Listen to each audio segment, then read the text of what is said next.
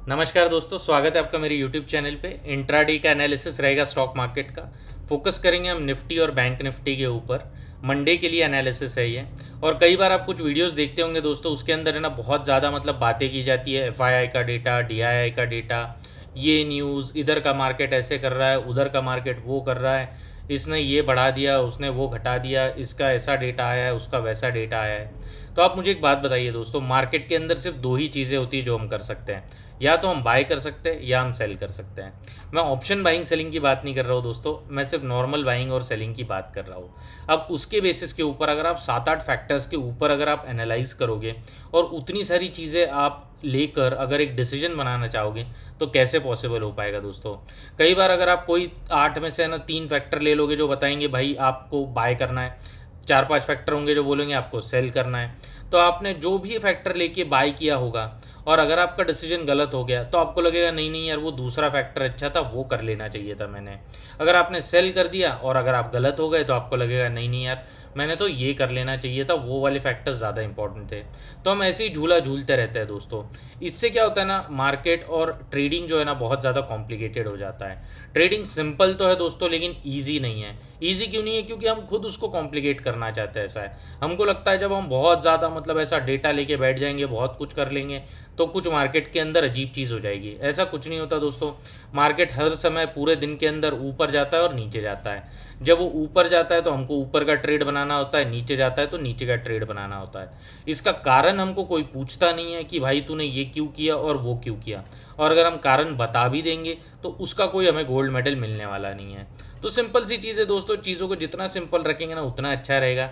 चीज़ों को, डेटा को हम जितना सिंपल तरीके से देखने की कोशिश करेंगे और इतने ज़्यादा डिपेंडेंट फैक्टर्स को अगर हम हटा देंगे और एक या दो डिपेंडेंट फैक्टर्स जो हमको समझ में आते हैं उनके बेसिस के ऊपर रिस्क रिवॉर्ड और डिसिप्लिन रखकर अगर हम आगे बढ़ते रहेंगे ना तो ट्रेडिंग बहुत सिंपल होगी दोस्तों। तो चलते हैं अपने चार्ट के ऊपर, थोड़ा सा वीकली डेली का एनालिसिस करते हैं और फिर 5 मिनट के ऊपर चलते हैं। एनालिसिस तो रहेगा इंट्राडे का दोस्तों। अगर आपको वीडियो पसंद आता है तो प्लीज़ लाइक और सब्सक्राइब ज़रूर कर दीजिए। Thank you so much. तो ये एक वीकली का चार्ट है दोस्तों अपना अभी का। आप देख सकते हो वीकली के अंदर है ना एक इनसाइड कैंडल बनी है, यहाँ पर निफ्टी का चार्ट है ये।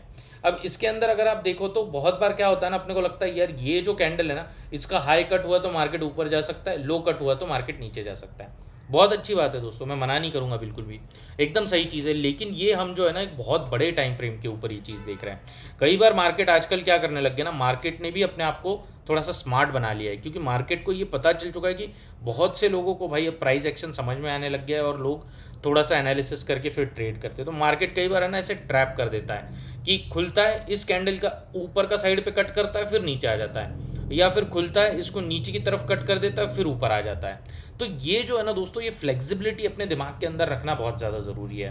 नहीं तो क्या होता है ना, हम एक ही रिजिड माइंडसेट लेके चलेंगे कि भाई कैंडल स्टिक का ये इनसाइड कैंडल का पैटर्न है और बस यही होना चाहिए, तो फिर डिफिकल्टी हो जाती है। क्योंकि हम अपना व्यू फिर चेंज नहीं कर पाते हैं और उसी व्यू को लेकर हम अटके रहते हैं, और जो आगे की जो अपॉर्चुनिटी होती है ना हम उसके ऊपर भी एक्ट नहीं कर पाते, क्योंकि हमारा माइंड जो है ना वो पहले की ही ट्रेड में अटका होता है दोस्तों। तो ट्रेडिंग के अंदर अपने माइंड को पिछले ट्रेड से, पिछले अपॉर्चुनिटी से फ्री करके अगले ट्रेड या अगले अपॉर्चुनिटी के ऊपर लेकर जाना, ये सबसे इंपॉर्टेंट स्किल है दोस्तों। और ये करना बहुत ज़्यादा इंपॉर्टेंट है, और ये तभी होगा जब हम बहुत बड़ा अपना ईगो लेके नहीं बैठेंगे, बहुत ज़्यादा एक ही अपॉर्चुनिटी, एक ही ट्रेड और एक ही दिन के अंदर अटके नहीं रहेंगे। मार्केट हमको बोलता है भाई मैं भी मूव कर रहा हूँ, आप भी अपने आप को मूव करते रहिए। तो ये इनसाइड कैंडल बन रही है, लेकिन इससे एकदम कंफर्म बोलना कि ऊपर का हाई कट होने के बाद ऊपर ही जाएगा और नीचे का लो कट होने के बाद नीचे ही जाएगा, ये थोड़ा सा डिफिकल्ट है दोस्तों, क्योंकि हम बहुत बड़े टाइम फ्रेम के ऊपर इसको देख रहे हैं सर। अब चलते हैं अपन 1 डे के चार्ट के ऊपर। यहाँ पर तो मार्केट ने 2 कैंडल्स बनाई है इस तरीके से, और यहाँ पर एक छोटी सी एक हैमर टाइप की कैंडल बनाई। ये हैमर तो नहीं बोल सकते, छोटा मोटा एक हैमर टाइप दिख रहा है दोस्तों यहाँ पर। और यहाँ पर हैमर बनने का कोई सिग्निफिकेंस नहीं है, क्योंकि ये टॉप के ऊपर हम एनालाइज कर रहे हैं मार्केट को। अभी अगर हम बॉटम के ऊपर एनालाइज करते और कहीं अगर हैमर बनता तो उसका कुछ सिग्निफिकेंस भी था। तो अगर ये नीचे की तरफ कट होता है, ये जो इसका लो अगर कट होता है तो यहाँ से और एक गिरावट आ सकती है ऐसे। अब ये अपना इंट्राडे का एनालिसिस है दोस्तों, तो चलते 5 मिनट के चार्ट के ऊपर, क्योंकि हमारा ट्रेड तो चलेगा आधा घंटा, 1 घंटा, 10-15 मिनट, उतना ही टाइम।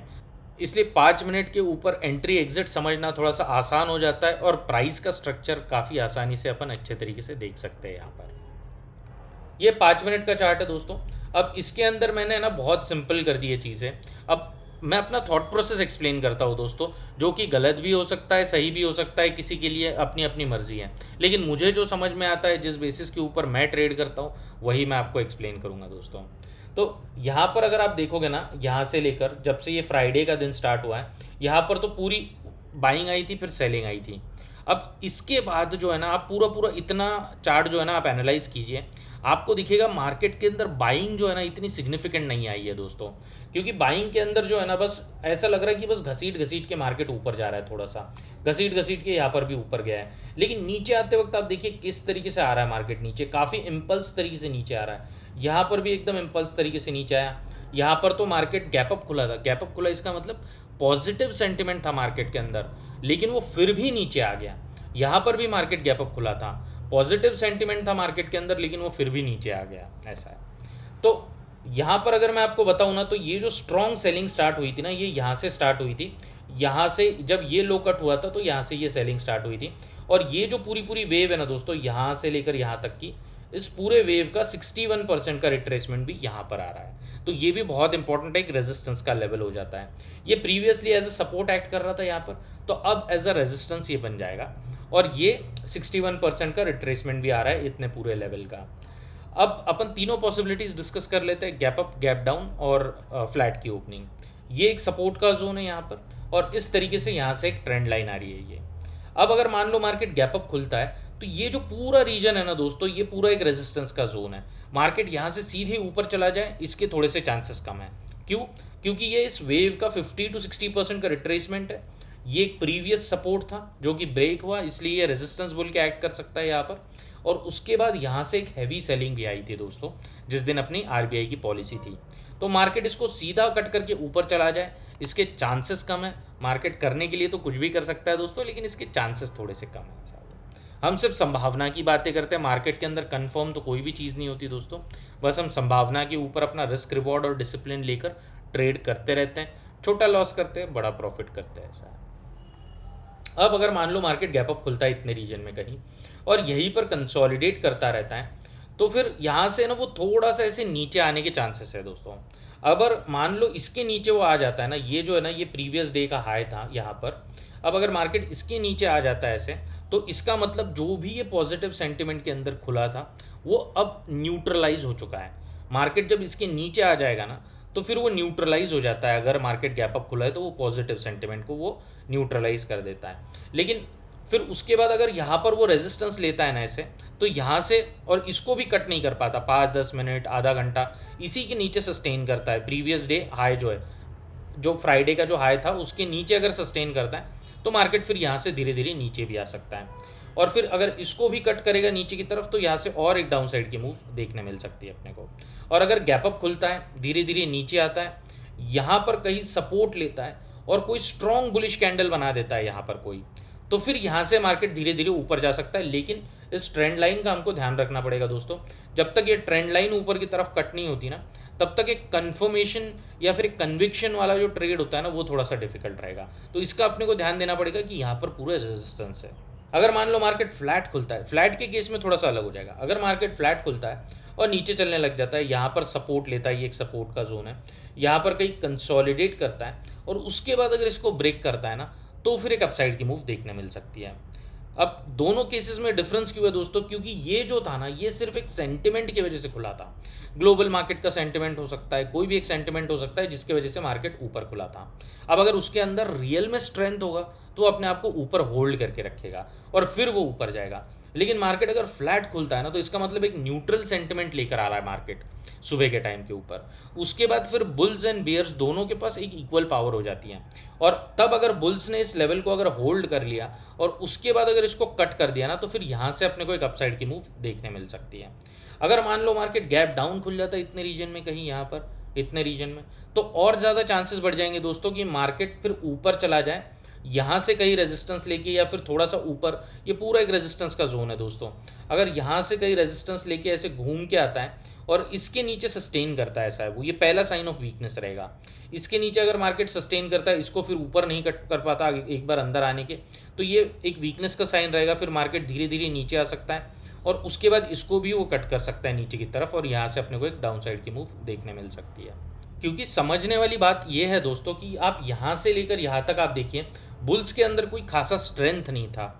न्यू बुल्स को मार्केट के अंदर एंटर करना पड़ेगा और उसके बाद जब ये लोग हार मानेंगे ना दोस्तों, यहाँ पर जो एक हैवी सेलिंग हुई थी ना, जब ये लोग हार मानेंगे ना, तभी मार्केट के अंदर एक अपसाइड की मूव आ सकती है। क्योंकि जब भी मार्केट यहाँ पर खुलेगा ना, तो ये लोग क्या करेंगे ना, मार्केट को नीचे दबाने की कोशिश करेंगे पूरे तरीके से, क्योंकि इनका फिर लॉस हो जाएगा अगर मार्केट इसके ऊपर चला जाएगा। तो इसके लिए अगर बुल्स के अंदर स्ट्रेंथ होगी तो वो मार्केट को इसी लेवल के ऊपर होल्ड करके रखेंगे और फिर यहाँ से कोई एक स्ट्रॉन्ग अपने को ब्रेकआउट देखने मिलता है तो फिर यहाँ से एक समझ में आएगा कि यार बुल्स के अंदर रियल में पावर है and bulls are back in the market, और फिर यहाँ से अपने को एक कन्विक्शन वाला मूव दिख सकता है। चलते दोस्तों बैंक निफ्टी के ऊपर। बैंक निफ्टी का ये वीकली का चार्ट है। इस वीकली चार्ट से भी कुछ एग्जैक्टली बता पाना कि भाई अब यहाँ से गिरावट होगी या फिर मार्केट बढ़ेगा, ये थोड़ा सा डिफिकल्ट है दोस्तों।